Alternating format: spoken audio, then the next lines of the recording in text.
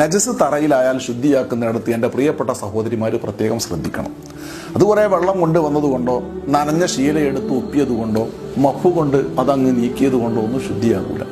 നേരെ മറിച്ച് ഒരു ഉണങ്ങിയ പേപ്പർ, ടിഷ്യൂ പേപ്പറോ മറ്റോ അല്ലെങ്കിൽ ഉണങ്ങിയ ശീലയോ എടുത്തുകൊണ്ട് ആദ്യം ആ നജസ് ശരിക്കും ഒപ്പിക്കളയുക. എന്നാലും അതിൻ്റെ നിറോ രുചിയോ മണോ അവിടെ ബാക്കിയുണ്ടാവും. അപ്പോൾ കുറച്ച് വെള്ളം അതിലേക്ക് ഒഴിവാക്കിയിട്ട് വീണ്ടും അത് ശരിക്ക് തുടച്ച് കളയുക. ഇപ്പോൾ അവിടെ ആ നജസിൻ്റെ നിറവുമില്ല, രുചിയുമില്ല, മണവുമില്ല, പക്ഷെ ശുദ്ധിയായിട്ടില്ല. ആ നിറവും രുചിയും മണവും ഇല്ലാത്തതിനെ കുറിച്ച് ഹുക്മിയ നജസ് എന്നാണ് അറബി പറയാം. അതിൻ്റെ ശേഷം ഒരല്പ വെള്ളം, ഒരു ഗ്ലാസ്, അര ഗ്ലാസ് വെള്ളം മതി, ശുദ്ധമായ വെള്ളം ആ നജസായിരുന്ന സ്ഥലത്ത് ഒന്നിങ്ങനെ ഒഴിക്കലോടുകൂടെ അത് ശുദ്ധിയായി. ഇനി ആ വെള്ളം അവിടെ നിന്ന് ഒപ്പിക്കളയണം എന്നുപോലും ഇല്ല. ഒപ്പിക്കളഞ്ഞാൽ നന്നായി.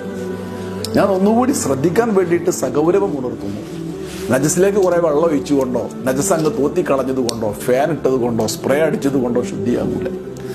ആ നജസ് ഒപ്പിക്കളഞ്ഞതിന്റെ ശേഷം, ശരിക്ക് തുടച്ചു കളഞ്ഞതിന്റെ ശേഷം, ഉണങ്ങിയ ശീല കൊണ്ടോ പേപ്പർ കൊണ്ടോ ശരിക്ക് തുടച്ചു കളഞ്ഞതിന്റെ ശേഷം നിറോ രുചിയോ മണോ ഉണ്ടെങ്കിൽ വീണ്ടും കുറച്ച് വെള്ളം അവിടെ ഒഴിച്ചിട്ട്, അധികം സ്ഥലത്ത് വേണ്ട, ആ ആയ സ്ഥലത്ത് കുറച്ച് ഒഴിച്ചിട്ട് അതും ശരിക്കും ഒപ്പിയെടുത്തതിന്റെ ശേഷം ഇപ്പം അതിൻ്റെ സ്മെല്ലോ നിറോ രുചിയോ ഉണ്ടാകൂല എന്നുള്ള ആ ഒരു ബോധ്യം നമുക്ക് വരുന്ന വിധം ഹുക്മിയ നജസായതിൻ്റെ ശേഷം പിന്നീട് ഒരല്പം ശുദ്ധമായ വെള്ളം അതിലേക്കാണ്ട് ഒഴിച്ചിട്ട്, ആ ഭാഗത്തേക്കാണ്ട് ഒഴിച്ചിട്ട് ശുദ്ധിയാക്കുക. ഇതൊരൊറ്റ മാർഗ്ഗമേ ഉള്ളൂ.